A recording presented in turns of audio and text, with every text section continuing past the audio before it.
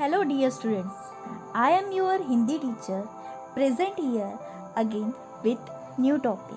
So today we are going to learn Hindi grammar. तो चलिए आज हम हिंदी व्याकरण में लिंग इस पाठ का अध्ययन करते हैं। सबसे पहले हम देखते हैं कि लिंग किसे कहते हैं। लिंग संस्कृत भाषा का शब्द होता है जिसका अर्थ होता है निशान। जिस संज्ञा शब्द से व्यक्ति की जाति का पता चलता है उसे ही लिंग कहते हैं। अब आप कहोगे जाति क्या होती है, तो जाति पुरुष जाति और स्त्री जाति, इस जाति का अगर पता चले तो उसे क्या कहते हैं, लिंग कहते हैं। अब हम देखेंगे उदाहरण के लिए पुरुष जाति के अंतर्गत क्या क्या आते हैं। तो बैल, बकरा, मोर, मोहन, लड़का, हाथी, शेर, घोड़ा, दरवाजा, पंखा, कुत्ता, भवन, पिता, भाई आदि। ठीक उसी तरह स्त्री जाति में गाय, बकरी, मोरनी, मोहिनी,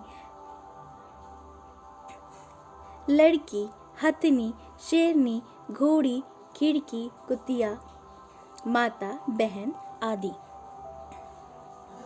अब हम लिंग निर्माण के कुछ नियम इस प्रकार है।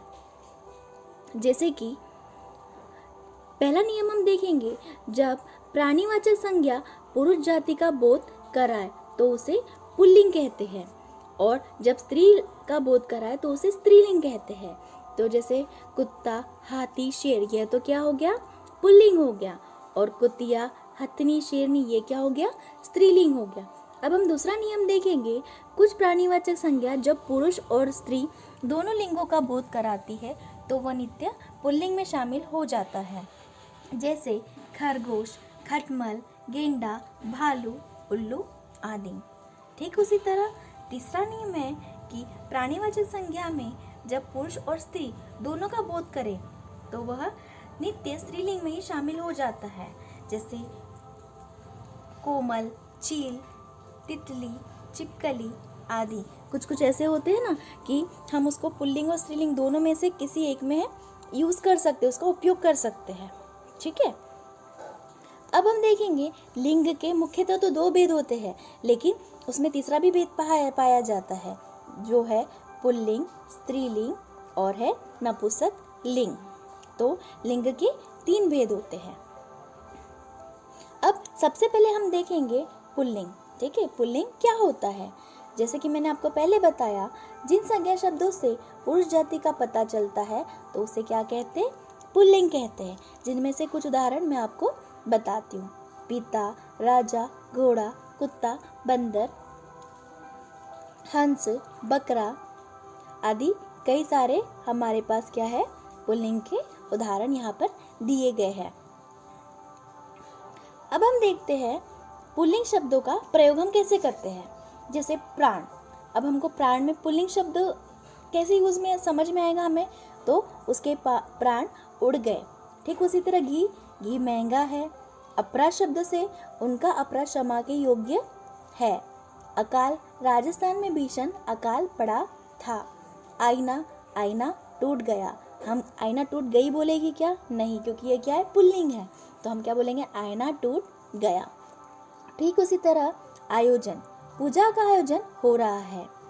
अंबार, किताब का अंबार लगा हुआ है। आंसू, मोहन के आंसू निकल पड़े। तो यही कई सारे उदाहरण ऐसे शब्द होते हैं जिसका हम प्रयोग पुल्लिंग के लिए करते हैं, वाक्य बनाते हैं। अब हम देखेंगे स्त्रीलिंग।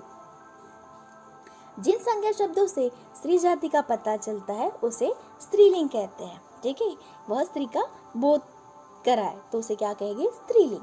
तो उसके उदाहरण है हंसिनी, लड़की, बकरी, माता, रानी, जू, सुई, गर्दन, लज्जा, बनावट, घोड़ी, कुतिया आदि कई सारे उदाहरण जो कि यहाँ पे दिए गए हैं स्त्री जाति के। ठीक है।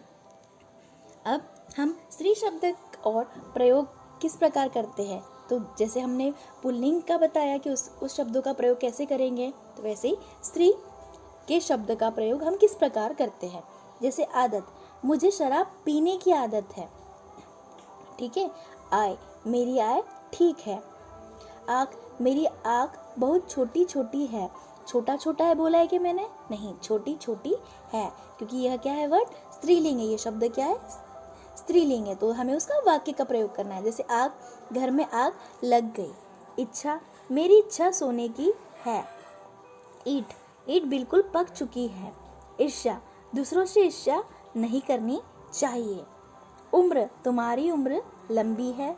ऊख और कब्र, यह कई इसके उदाहरण यहाँ पे दिए गए हैं।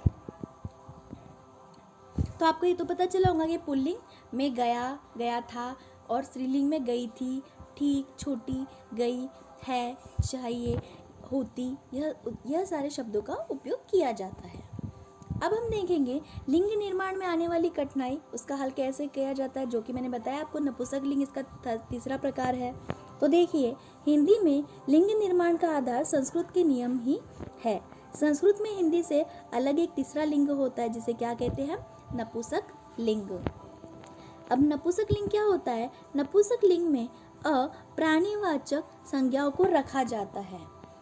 ठीक है, अप्राणीवाचक संज्ञा। हिंदी में अप्राणीवाचक संज्ञाओं के लिंग निर्णय में सबसे अधिक कठिनाई उसे होती है जिसे हिंदी ठीक से पता नहीं होती है, तो उसे नपुंसक लिंग पहचानने में थोड़ी क्या होती है? कठिनाई होती है, समस्या होती है। ठीक है, तो शब्दों का लिंग परिवर्तन। अभी जैसे आपको शब्द दिए गए होंगे, कुछ स्त्रीलिंग हुए तो आपको उसको पुल्लिंग करना पड़ेगा, या पुल्लिंग होंगे तो उसको स्त्रीलिंग। तो यहाँ पे पुल्लिंग शब्दों को स्त्रीलिंग में किस प्रकार बताया गया है वो शब्द है। देखो, जैसे कवि का होगा कवयित्री, विद्वान का विदुषी, नेत्रा का नेता का नेत्री, महान का महंती, साधु का साध्वी। दादा ये पुल्लिंग शब्द है और दादी स्त्रीलिंग। बालक पुल्लिंग, बालिका स्त्रीलिंग। घोड़ा पुल्लिंग और घोड़ी स्त्रीलिंग। शिष्य पुल्लिंग और शिष्या क्या होगी? स्त्रीलिंग। उसी तरह छात्र पुल्लिंग शब्द है और छात्रा स्त्रीलिंग। ठीक है, तो इस प्रकार इसे क्या किया गया है? कन्वर्ट किया गया है। ठीक है, मतलब पुल्लिंग को स्त्रीलिंग में। तो लिंग का अर्थ होता है निशान या पहचान, अर्थात उसकी जाति का अगर बोध कराते हैं तो उसे क्या कहते हैं? लिंग कहते हैं। और लिंग के कितने प्रकार मैंने बताए हैं? 3, स्त्रीलिंग, पुल्लिंग और नपुंसक लिंग।